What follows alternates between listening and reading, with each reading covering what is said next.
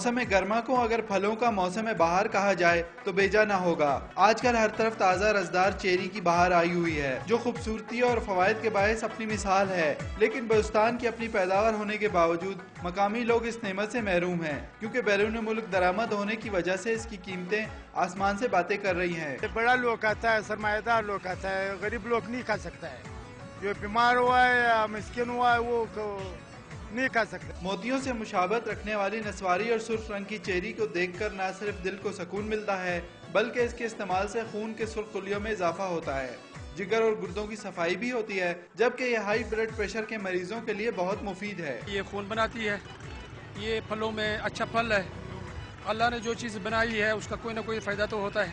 بلوچستان کے علاقوں زیارت، کواس، ہرنائی، کلات اور دیگر علاقوں کی چیری دنیا بھر میں مشہور ہے، لیکن صدیوں پرانے طریقہ کاشت کی وجہ سے اس کی پیداوار میں اضافہ نہیں ہو سکا ہے۔ کیمرامین فتح شاکر کے ساتھ فیاض احمد، ڈان نیوز، کوئٹہ۔